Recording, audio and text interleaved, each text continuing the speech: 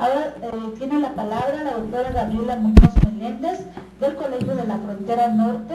Ella es profesora investigadora en cambio climático, energía y calidad del aire en el Departamento de Estudios Urbanos y Medio Ambiente del COLEF. Es ingeniera química con una maestría en ciencias nucleares y doctorado en ciencias ambientales por el Imperial College London.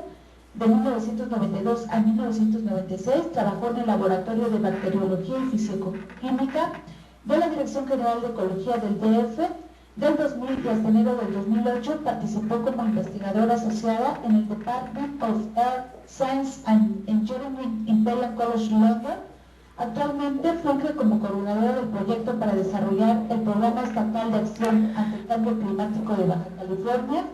Es miembro del Sistema de Investigadores Nivel 1 y evaluadora experta independiente para el International Research Staff Exchange SCAM de la Comunidad Económica Europea.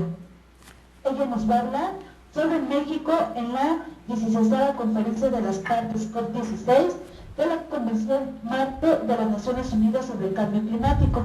Tiene la palabra la doctora Muñoz. Hola, ¿qué tal? Buenos días, saludos desde aquí de Tijuana.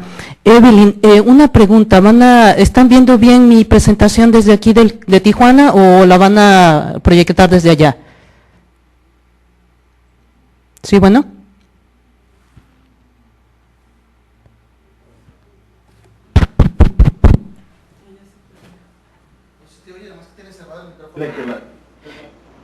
Yo sí veo la presentación, ¿eh? ¿Y claramente? Sí, está muy bien, doctora. La presentación la van a transmitir ustedes desde el colegio. Ok, perfecto. Entonces, seguimos. Una de las cosas que a ustedes, y bueno, también quiero agradecer mucho a todos los colegas que me antecedieron, tocaron puntos muy importantes que me van a ahorrar a mí, realmente tocarlos.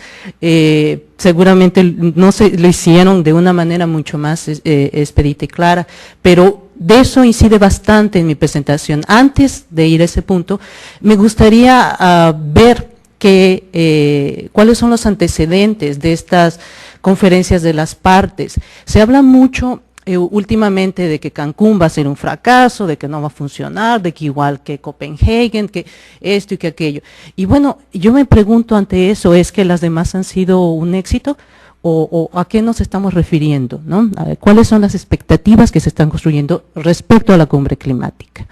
Bueno, antes que nada deberíamos empezar, coincido con usted, doctor Orellana, por las definiciones, ¿no? ¿Qué es la conferencia de las partes? Bueno, la conferencia de las partes, como lo leen ahí, es un órgano supremo de toma de decisiones en la Convención Marco de las Naciones Unidas sobre el Cambio Climático.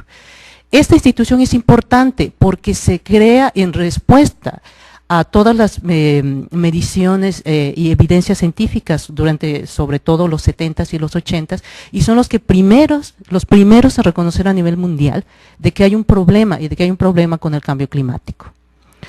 Entonces, es muy importante esta convención marco. Ellos son los primeros que dicen que hay que empezar a hacer algo, hay que controlar y todo lo demás, ¿no? Y bueno, la conferencia de las partes es este órgano supremo, ¿no? Hay que decir que se reúnen anualmente, ¿no? Y que examinan la aplicación de esta convención en cómo reducir, en la manera de mitigación, sobre todo, ¿no? Adoptar decisiones y resoluciones, ¿no? Y bueno, ahí también se negocian algunos compromisos sustantivos a futuro. ¿Y qué ha pasado? ¿No? Sin tener que y obligarles a leer todo esto, hay una pequeña gráfica ahí de lo que ha pasado, de las decisiones más importantes tomadas en las diferentes COPs que empezaron, ¿no? La conferencia de las partes desde Berlín en 1995. A ver, veamos una. La primera, establece el proceso de negociación para reforzar los compromisos de países desarrollados. Ok, eso está bien, hay un problema, hay un componente antropogénico, hay que decirlo, también hay un componente natural, pero hay un componente antropogénico que parece ser que se está desestabilizando más los patrones climáticos, hay que prestar atención, los que más parece ser también que son los gases de efecto invernadero los que están causando este cambio, alteración en los patrones climáticos, bueno, hay que controlarlos. ¿Y quiénes que emiten más? Pues los países desarrollados, bueno, empieza con ellos, ¿no? Y de ahí, después de este reconocimiento, pues empiezan a dar guías, por ejemplo. A pesar de todas las buenas intenciones, las emisiones de gases de efecto invernadero no se estabilizan Y es entonces cuando viene la idea de este protocolo que establece objetivos individuales, el famosísimo el protocolo de Kioto. Y es jurídicamente vinculante, es decir, vamos a reducir las emisiones de gases de efecto invernadero para las partes incluidas en el anexo 1, estamos todavía hablando de países desarrollados, mayoritariamente, entre todos suman un total de recorte de las emisiones que hay, al menos en este 5, la doctora Edith Kaufman decía 5.2% con respecto a los niveles de 1990 en el periodo de compromiso, 2008 y 2012. Aquí quiero hacer una aclaración. Mucha gente dice, se va a acabar el protocolo de Kioto. ¿Qué es lo que va a pasar? No se acaba el protocolo de Kioto. Lo que está terminando es el primer periodo de compromiso. Y si no se llega a una negociación, lo más probable es que por inercia pues permanezca ese 5.2%, ¿no? Pero bueno, volviendo, ahí tenemos el plan, otra vez de Buenos Aires, se refuerzan los mecanismos en 1998, se adoptan más guías, hay un consenso general, también hay unas reglas para asegurar el cumplimiento, se empiezan a meter otros principios, por ejemplo, de reporte para el cambio de uso de suelo, se está hablando por ejemplo, en Marruecos se presenta esta declaración magisterial, ¿no? Se reitera la necesidad de implementar estas recomendaciones, se adoptan decisiones y así, ¿no? En Montreal se incluyen a otros gases, hay una reconfirmación del compromiso a Kioto, y esto es importante, me gustaría pararme aquí en la COP13, porque la ruta del mapa de ruta de Bali habla de decisiones a futuro y establece 4 puntos específicos, ¿no? Es sobre todo un fondo de adaptación, el alcance y el contenido del 9, la manera de ya meter otro tipo de compromisos, ¿no? Otro tipo de temas. Y reforzar el protocolo de Kioto, hay unas decisiones de transferencia tecnológica y hay una énfasis en la reducción de emisiones de deforestación. La de Polonia, la 14, pues se habla ya un poco más de la capacidad legal, ¿no? Y se empieza a hablar ya de la reducción de emisiones de deforestación y degradación de bosques, del RED y el manejo de riesgo. El RED, por fue como que la carta final fue realmente el acuerdo, el RED Plus, que se toma en Cancún, en Copenhague, que diga. Entonces, bueno, hubo un acuerdo ahí, ¿no? Entonces, yo quiero, después de ver muy rápidamente esta tabla, que mantengan, ¿no?, lo que se ha alcanzado realmente. Ahora, ¿qué es lo que se esperaría alcanzar en la cumbre climática en Cancún? Hay 3 puntos a tratar. El primero, claro, es lo que no se logró en Copenhague, que es los compromisos futuros de países industrializados ante el protocolo de Kioto. Es decir, este segundo periodo famoso. Se va a tratar, seguramente que sí, se va a llegar a un acuerdo, lo veo muy difícil. Las negociaciones de México, sí, que no es solamente el anfitrión, han venido desde hace tiempo, está muy activo y sí hay muchos compromisos, pero muchos de esos compromisos, como lo decía el licenciado de Flaxo, son mucho pues candil de la calle, ¿no?, y oscuridad de la casa. Pero bueno, en un momento entramos a eso. El segundo punto que se incluirá en la cumbre de cambio climático en Cancún es retomar el mapa ruta de Bali, sobre todo a fin de fortalecer la implementación de la Convención Marco a largo plazo por esos 4 puntos, ¿sí? Eso se va a retomar, va a ser una de las negociaciones más fuertes que se van a hacer, las que se van a tratar de impulsar más, sobre todo el financiamiento, más allá del Fondo Verde, ¿no? Y también retomar el acuerdo de Red Plus en Copenhague. Esos son los 3 puntos a tratar, ¿no? Y lo alcanzable, bueno, hace poco Cristiana Figueres, la secretaria ejecutiva de la Convención Marco, dijo por ahí del 10 de noviembre que es posible, bastante posible, que se alcance un acuerdo para transferir fondos y tecnología a las naciones en desarrollo. Esto son 2 de los 4 puntos del mapa ruta de Bali. Es más, el paquete que se aprobará en Cancún incluirá pues esta transferencia de nuevas tecnologías y se espera, aquí hay se disiente, ¿no? de que va a ser de entre 25 a 100 millones de dólares esa bolsa, que se va a estar efectuando hasta el 2020, ¿no? Bueno, pues eso es lo que se espera que se va a alcanzar. Y bueno, deberíamos de considerar que es un fracaso realmente el que no se acuerde un acuerdo vinculante, el que no se llegue a este segundo periodo del protocolo de Kioto. Bueno, quiero retomar un poco lo que se dijo antes acerca de la mitigación. ¿Por qué es importante la mitigación a nivel internacional? Porque, hablando crudamente, una tonelada o la cantidad de gases de efecto invernadero que se emita en Bielorrusia va a subir y se va a mezclar en la atmósfera y al rato ya va a estar por todos lados, ¿no? Como si se emite aquí, no va a reconocer ningún tipo de frontera. Entonces es así que se necesita un acuerdo internacional para que de manera conjunta no se sigan emitiendo esos gases que se les reconoce que tienen este efecto de calentamiento que va a su vez a alterar los patrones climáticos.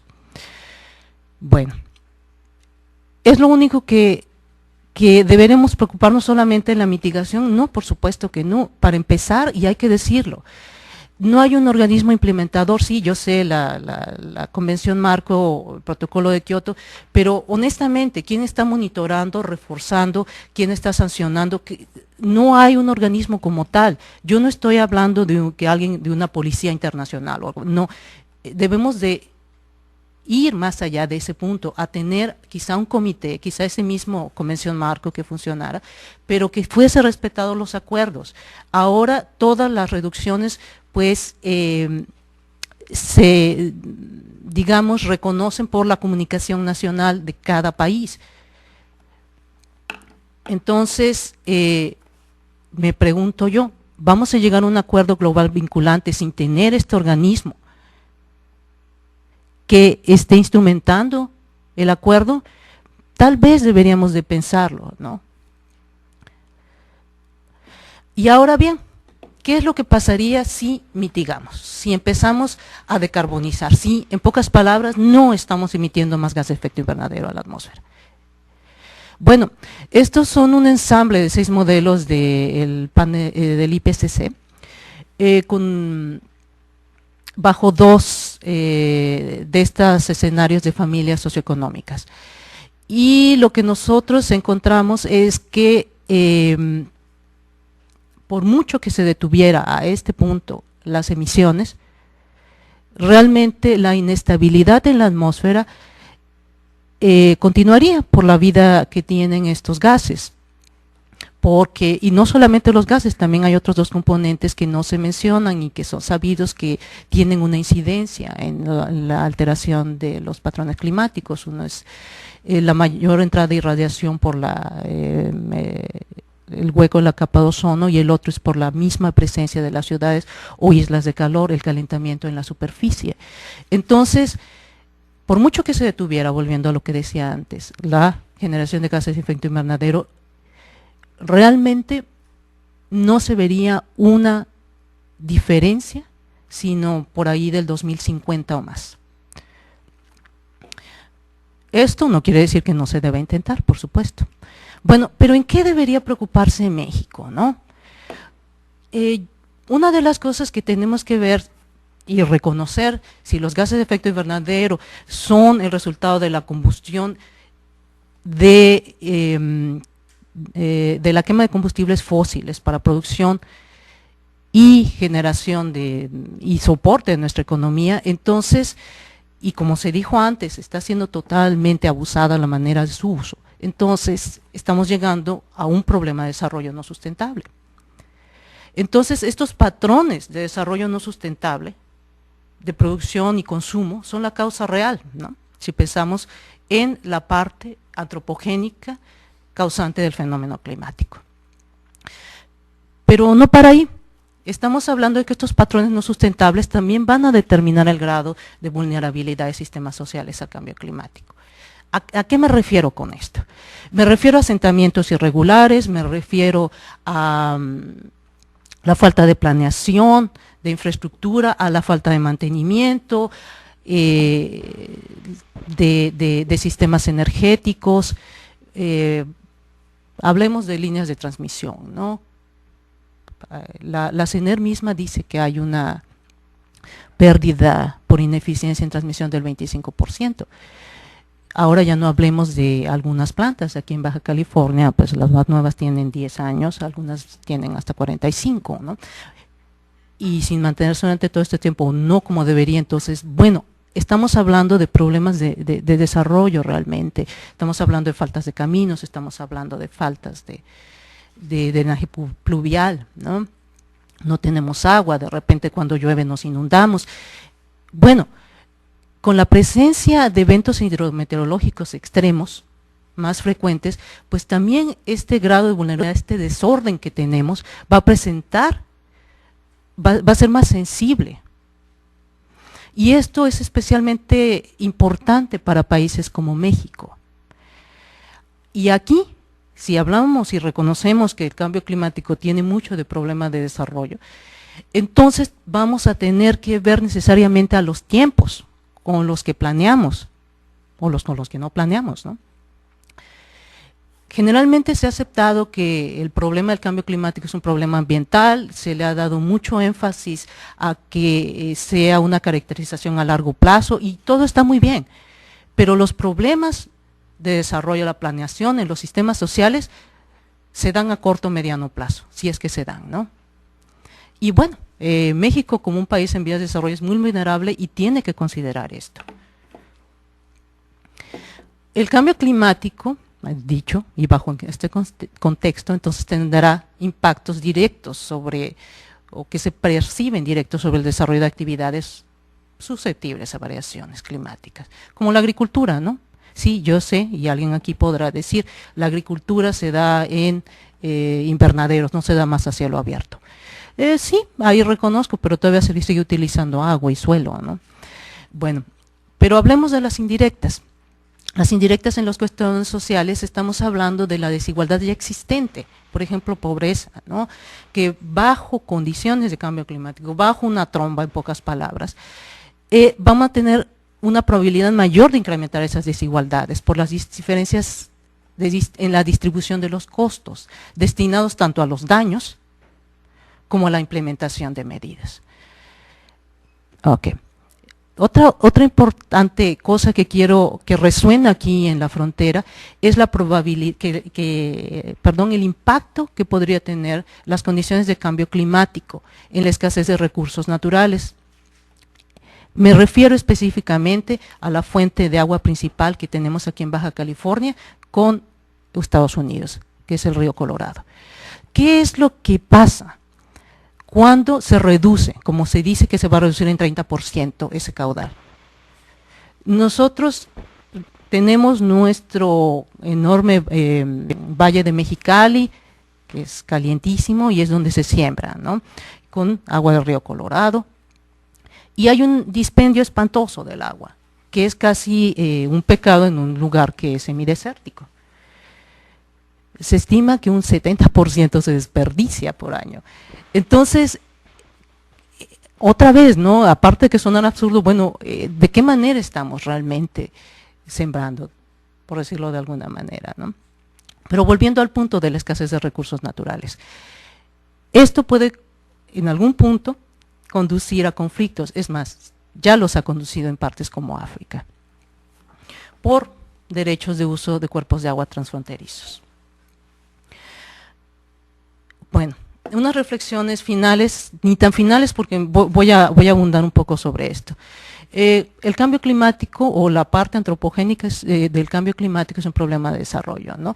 Y hay que reconocer que México es altamente vulnerable al fenómeno e independientemente de cualquier acuerdo de mitigación, los esfuerzos deben concentrarse de manera inmediata en adaptación y planeación a largo plazo. Las medidas más efectivas de mitigación y adaptación se dan dentro de la jurisdicción estatal y local. Yo he estado trabajando en los últimos 2 años, y doctor Orellana comparto su visión. He estado trabajando con el gobierno. La Secretaría de Protección al Ambiente del Gobierno del Estado buscó a las 3 instituciones de educación superior en Baja California. Me refiero a la Universidad Autónoma de Baja California, el CICESE y COLEF, para que le ayudásemos a desarrollar el plan estatal. Hay 40 investigadores involucrados, llenos desde oceanólogos hasta economistas, politólogos. Hemos tenido 2 años arduos de trabajo. Tenemos una página por si quieren ver qué es lo que estamos haciendo, es http://peac-bc.cicese.mx.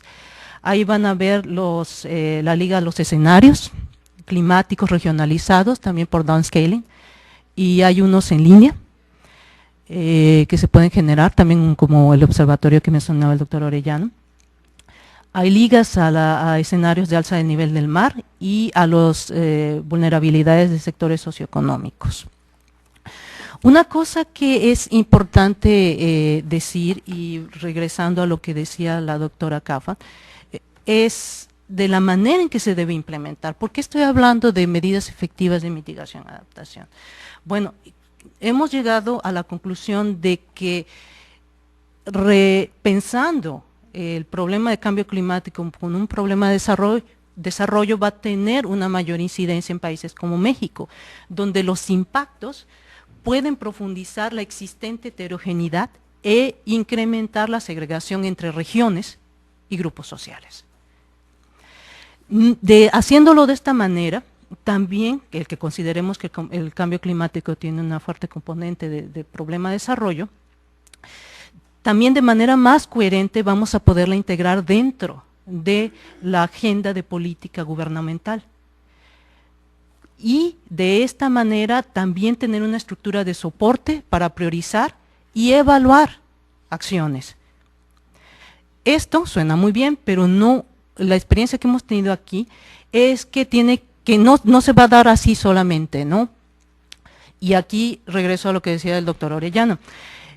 Este plan estatal, este programa estatal, este instrumento de política pública debe estar acompañado de 3 elementos esenciales. La primera es gobernanza, una buena gobernanza, que asegure la participación de actores clave, no solamente en el sentido de que les toman en cuenta las decisiones a la manera de planeación, sino porque el que se involucren va a permitir una mayor continuidad en la implementación de las medidas.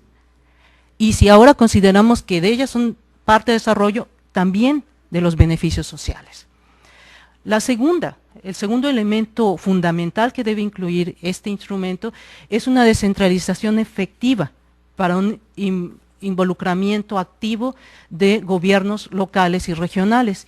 Y el último es una coordinación intergubernamental a niveles nacionales, subnacionales y locales. De otra manera no va a andar.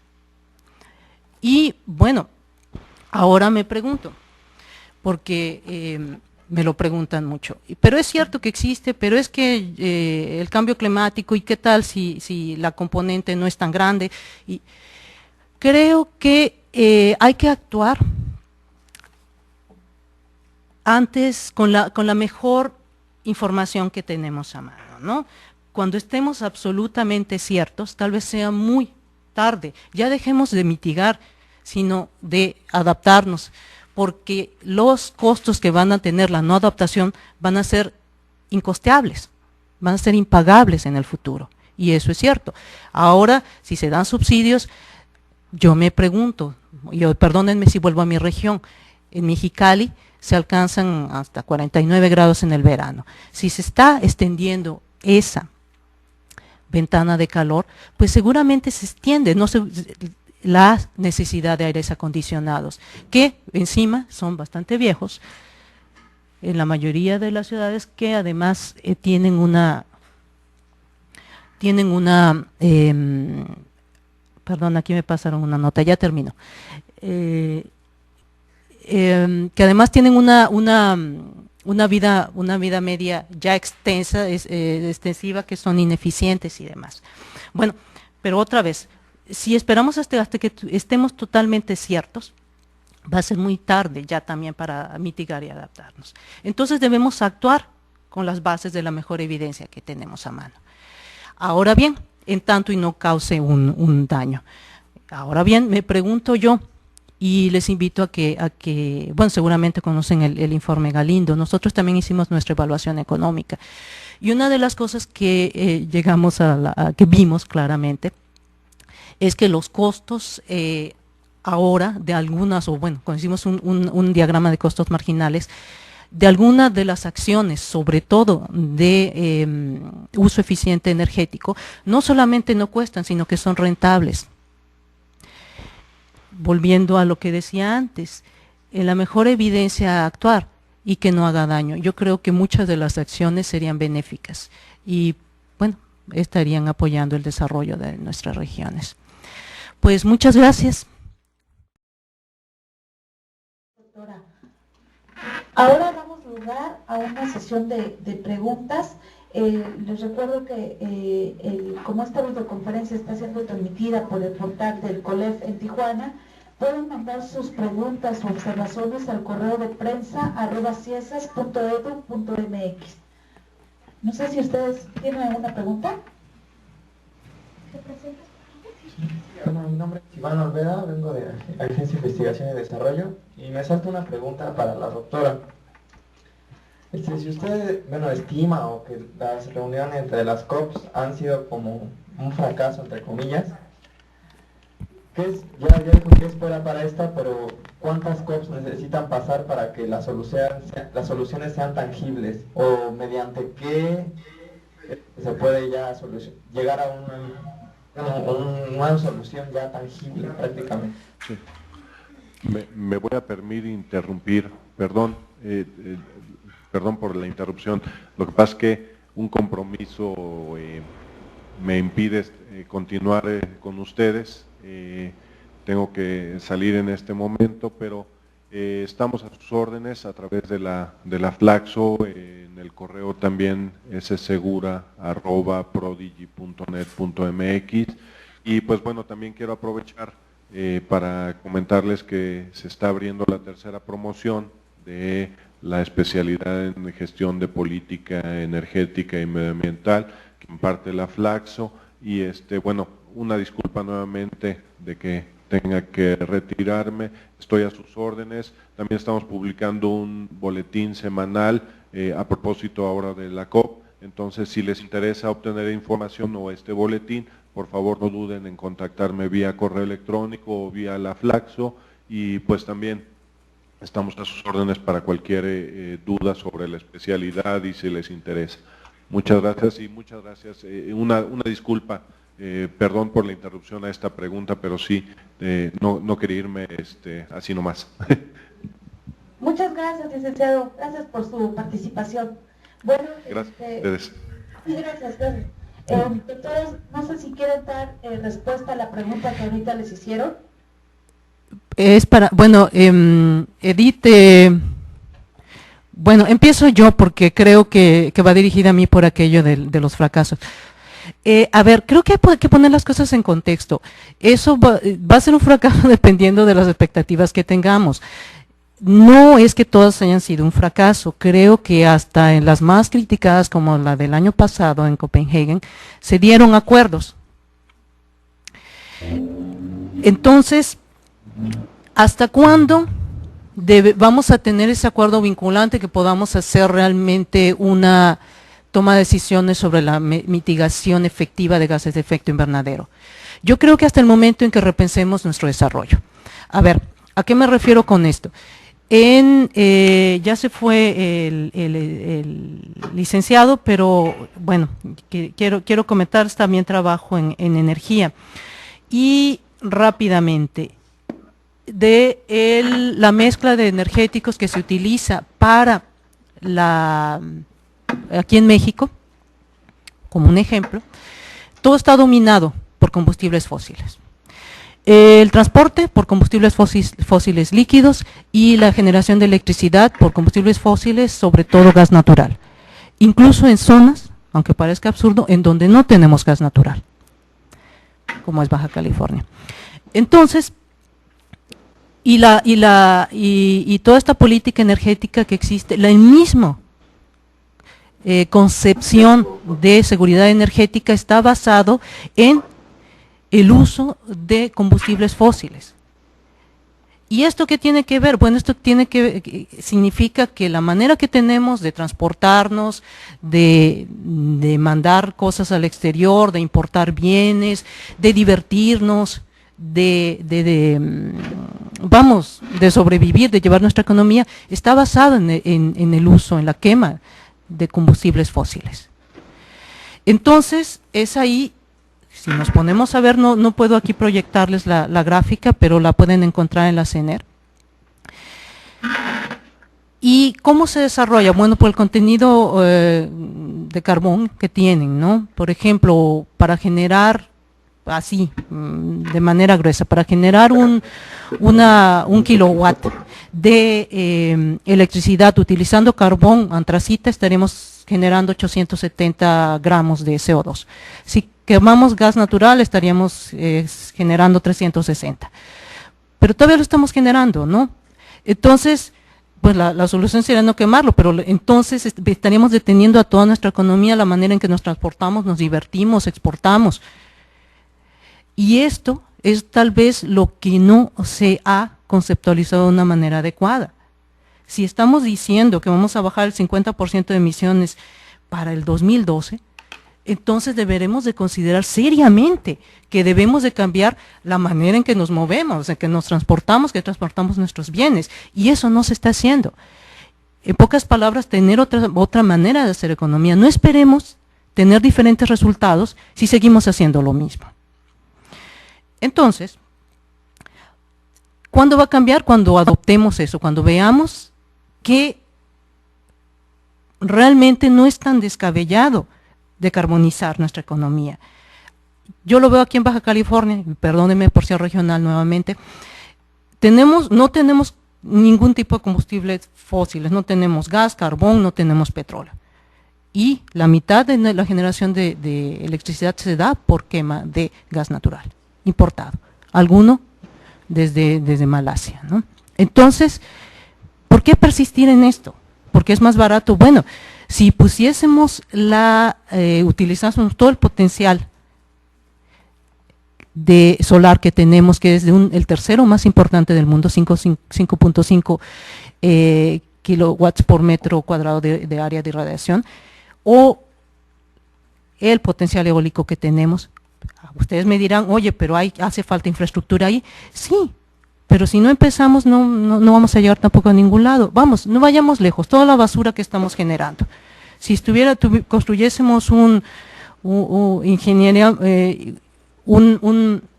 landfill, un confinamiento de residuos, y obtuviésemos el gas, esto no es descabellado, no es ciencia ficción. En Monterrey ya se ocupa uno de 7 megawatts, que da alumbrado a la ciudad y provee energía al metro. Entonces, como que tenemos que repensar esto, ¿no? No tenemos que seguir con la inercia. Y tenemos que ser creativos, ¿no? Bueno, gracias. Perdón, Edith, si tienes algo que decir.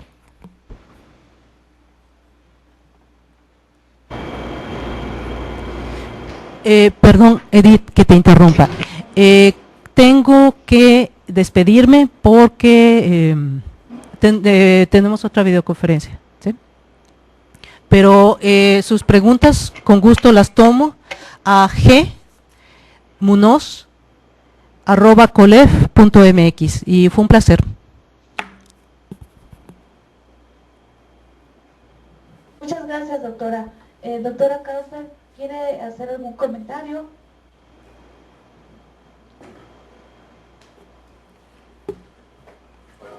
No se escucha su micrófono.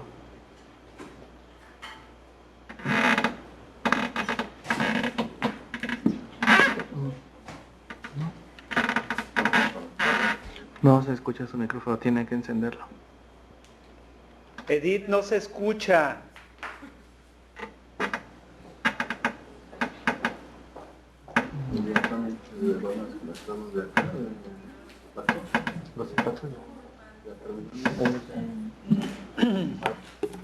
No nos escucha. Eh, No se escucha su micrófono, doctora. Doctora, si puede encender su micrófono, por favor.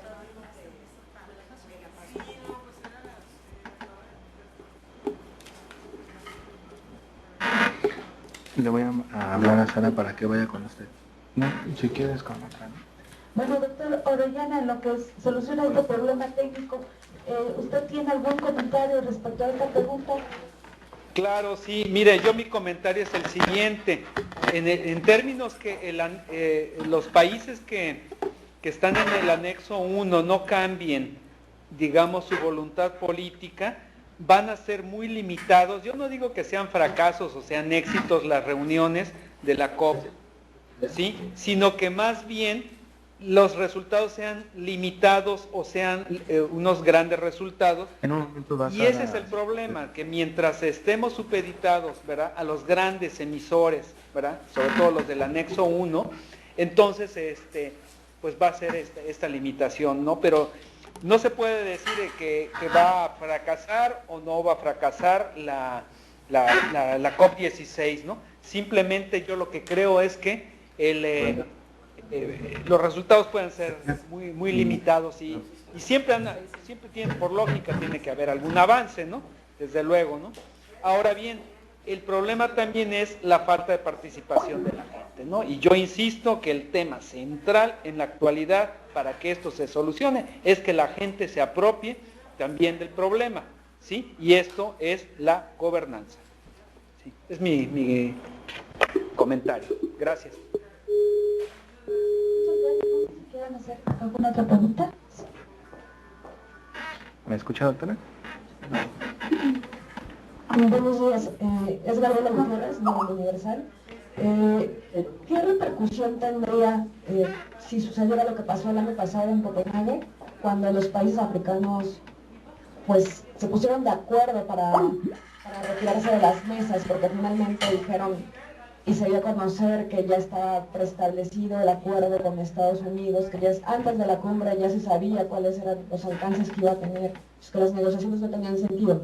¿Qué pasaría si volviera a repetirse una situación así ahora en México, pero que también se unieran los países latinoamericanos? Porque como dice el profesor, mientras que los países del anexo 1 no pongan de su parte, particularmente son los que ponen el peso político y el peso de la decisión.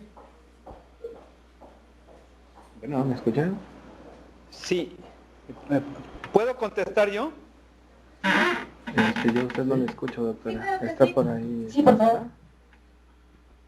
Bien, yo lo que creo es que, bueno, no nos podemos anteceder a los hechos, ¿no?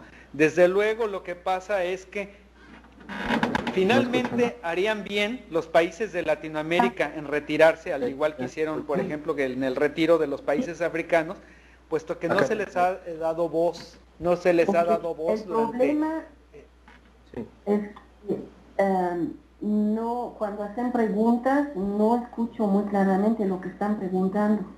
Sí, doctor, sí lo escuchamos. Ok, entonces voy a acercar un poquito más el micrófono a donde está. Sí, bueno, yo ya dije, ¿no?, que en realidad...